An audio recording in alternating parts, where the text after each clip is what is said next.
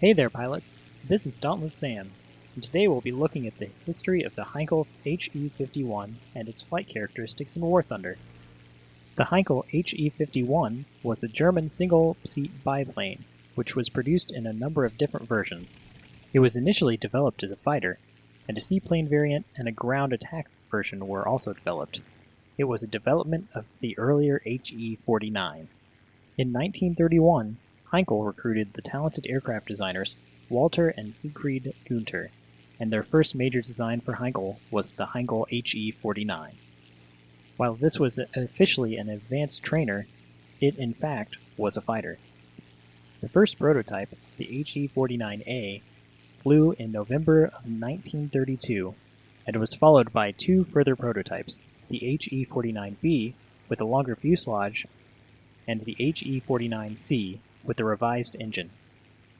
The type was ordered into production for the still-secret Luftwaffe as the He-51, the first production aircraft flying in May of 1933. Deliveries started in July of the next year.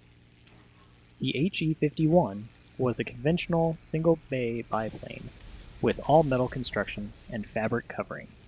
It was powered by a glycol-cooled BMW 6 engine, with an armament of two 7.92mm machine guns mounted above the engine.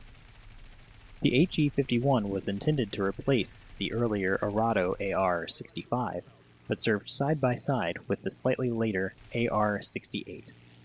The He-51 was outdated the day it entered service, and after an initial run of 150 production fighters, the design was switched into the modified He-51B, with approximately 450 built, including about 46 He-51B2 float planes, and then finally a further 100 He-51C light ground attack planes.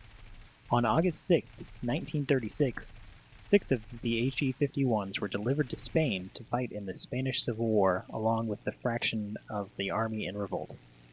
Initial operations were successful, with the Heinkels meeting and defeating a number of older biplanes of the Spanish Republican Air Force, with 4 planes destroyed on August 18, 1936, the first day of operations by Spanish-flown He-51s. Deliveries continued as the hostilities increased, with 2 nationalist squadrons equipped by November, and the Legion Condor forming 3 squadrons of 12 aircraft each, manned by German volunteers.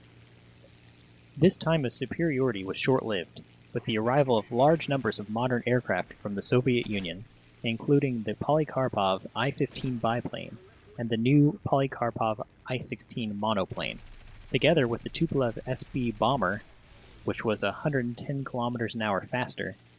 The He-51 proved unable to protect the Legion Condor's bombers, forcing it to switch to night operations, while also unable to intercept the much faster SB-1.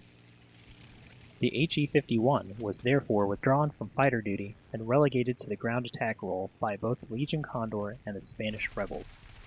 It was replaced in the fighter role by the Fiat CR-32 in the rebel Nationalist Air Force, with the Legion Condor receiving Messerschmitt Bf-109s from April 1937 to allow it to operate successfully in fighter operations. While a failure as a fighter, the Heinkel proved successful as a ground attack aircraft in World War II. It continued in use as a ground attack aircraft for the remainder of the Civil War, although losses were heavy. After the war, the 46 surviving aircraft would be joined by another 15 new builds, and serve in the utility role in Spain until 1952. The experiences in Spain would prove once and for all that the days of the biplane fighter were over. Although the later model Fiat biplanes were superior to the He-51 and continued to soldier on in the nationalist service, the I-16s were basically untouchable because of their speed.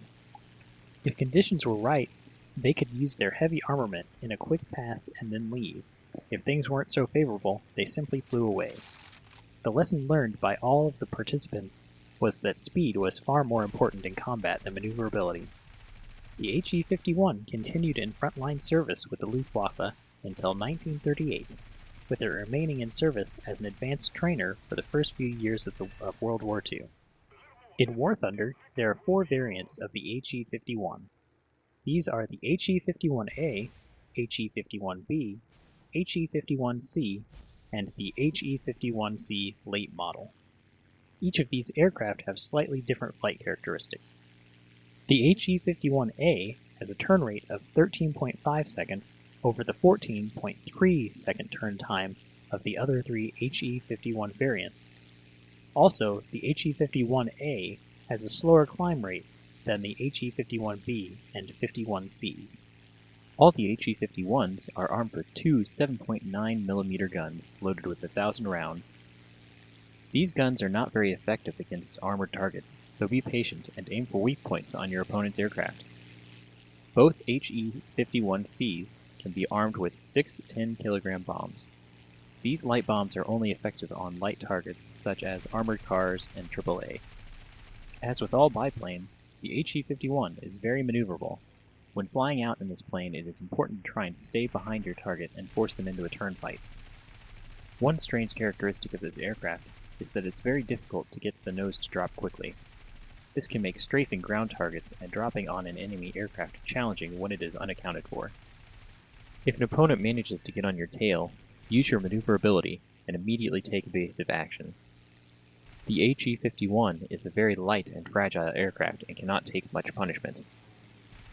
I hope that this information has proved helpful. If you liked the video, please do like the video.